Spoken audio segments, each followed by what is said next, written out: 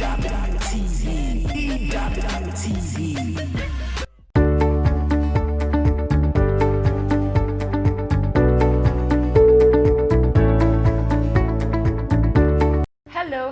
you're welcome again.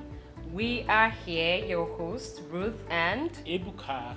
And it is your favorite home front on EWTV. So good to have you join us again today. Thank you for joining. Yes, we have been discussing oneness in our previous editions. We talked about oneness in the home. We looked at oneness in the spirit, and taking it further, we have an interesting and exciting discussion today. Yes. I know you want to hear. Our topic today is oneness in the body. Yes, oneness in the body is a topic for discussion. Thank you very much for joining us. Oneness in the body is very critical, like you said, because most times as couple, we focus on so many other areas, but we forget this critical aspect, which is oneness in the body, and as it entails what happens to us as couples with our body. Bible says that the marriage is honorable to the bed undefiled. It shows that when we are one as couple, we must be careful with the way we even treat our bodies, because our body, your body as a wife belongs to your husband, and as a husband belongs to the wife. But we have seen where people don't understand the importance of this oneness, and so many people go away from the boundaries of that. So we are discussing today to know why this is important, why we must have our body exclusively to ourselves as couple, why we must be careful of our intimacy in our bodies as couple. And so today we'll be discussing on that, the importance of this oneness, the implications of oneness in the body, and areas where people don't show this or practice oneness in the body, and what this can cross to us as couple. I'm sure it's a very critical discussion, because it's very important for us to know that it is something a lot of people don't agree with, that my body is exclusively for my partner. Very true. It is a very important aspect. And when we're talking about your body being exclusively for your partner, yes, we are not necessarily or only talking about sex. Yes. Yeah. Every aspect of your body belongs to your partner. Now that's the joining that we have come into as man and wife. While we're talking, something even dropped in my head. Do you know that even down to the way you dress, all of the openings and the coverings of the body, it must be done even in respect to your partner? Very true. So there are a lot of issues that we may raise here. There are a lot of check-ins that we may need to do, because I'm just discovering that if my body is exclusively for my partner, even the covering must be done in respect to my partner. So it is very important. It is seriously important, because even the heavens over a couple is opened when there is oneness in the body, when there is a joining in the body. I like what you said about it not just being all about sex, because you see some people say, oh, I'm not having sex with another person, but yet your body is open to the public. You go to places and you are just exposing sensitive parts of your body, and you go to a place and you're having some very erotic discussions outside of your spouse. Now that when you are doing that, you are going against the boundaries of marriage. So it's holistic. Yes. Some people may not be having sex with another person, but they are defiling their body, and they are joining their body with in a way that they shouldn't do. So when we talk about oneness in the body, is going even beyond sex to know how is my body exclusive to my spouse? How am I respecting the boundaries of marriage? How am I respecting the bed of marriage? To know that this body is for my husband, this body is for my wife. I must be careful with what people see. I must be careful with the way I expose it. I must be careful to the kind of things I expose it to. And like you say, it's very important, because the heavens are open over a home, over a marriage, who respects this. Because God, holds this in high esteem. Our body. Say we are joined in marriage. The two have become one flesh, you know. And so if they have become one flesh, how are we now? It's a mystery that, you know, we can't really finish unraveling. And so it shows us how God respects the body in marriage and why we must hold this, you know, in high esteem. So we are going to be talking about this, and we are going to also discuss the implications of this, and we are going to talk about practical areas where people expose their body, where people don't, respect this oneness in the body. And we are going to be taking a short break, and when we come back, we'll be dealing with this matter exclusively, and we'll be sharing practical areas where you need to work on your oneness in the body. Don't forget to follow us on all our social media handles, and if you have any question to ask us as a result of this topic or our subsequent editions, please feel free to always reach us on our handles or send us a mail. Our addresses are displayed on the screen. Please join us again.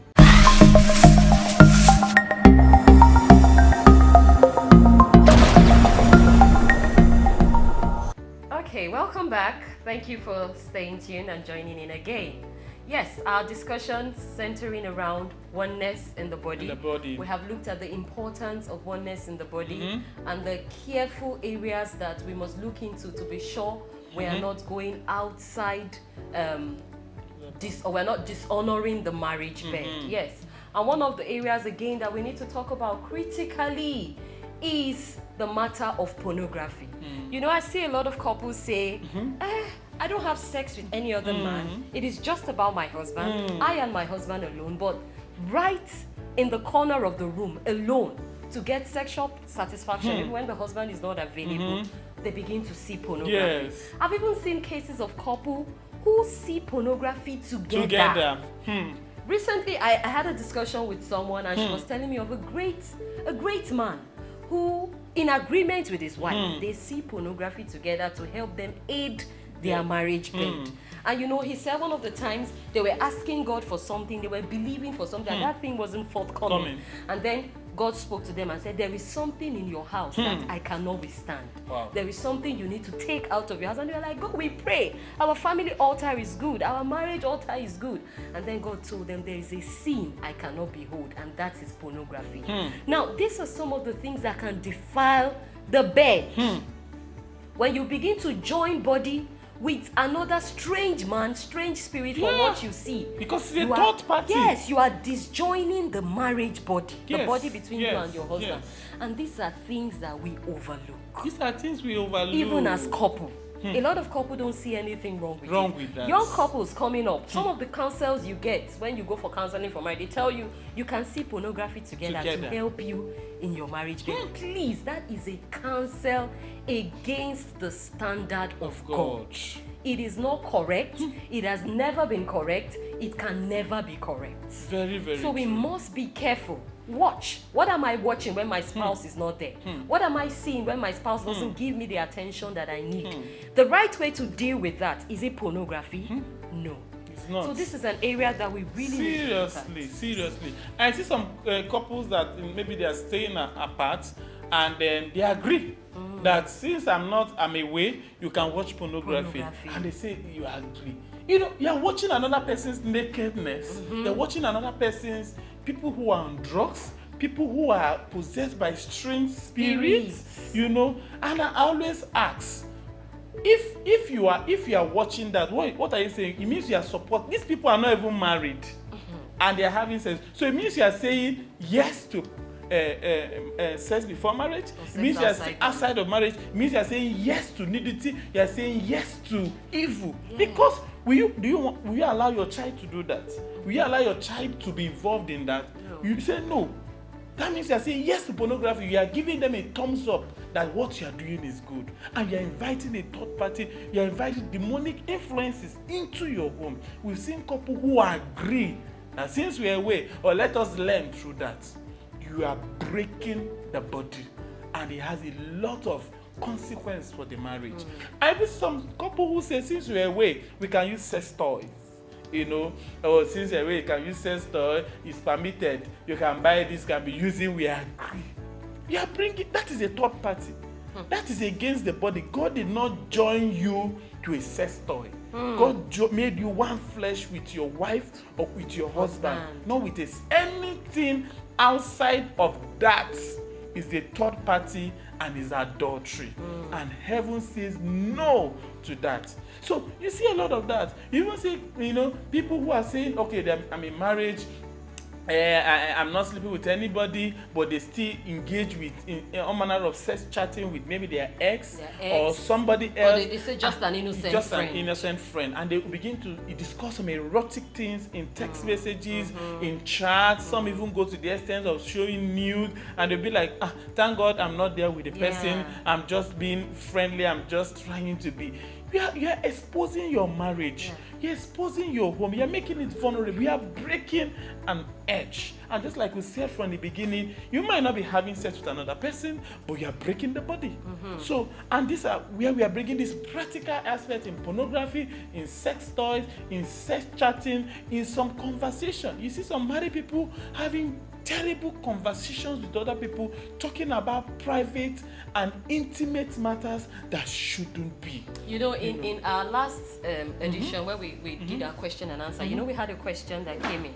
And someone was asking that, I just find myself chatting with my ex. It's just an innocent chat. Even though we do nothing, but I just feel guilty about it. Why are you feeling guilty? Exactly. Why are you feeling guilty? We handled that question last week. But then, I think it's something else we really need to look at. Once you're married to this man and your body is exclusively for your husband or your wife, every other party you need to cut off.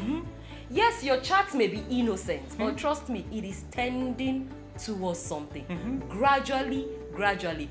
As a married woman, one of the attacks of the enemy is after your home. He's fighting hard to get your money, use anything possible. If you notice any of these issues, the first thing to do is to submit to God. Yes. That is the very first thing to do. Yes, we have raised a lot of problems, but trust me, God is willing. His hands are open. You submit to God and you discuss with your partner. Discuss with your partner. I'm feeling for another man. Or when I see him, I just feel high. Talk to God.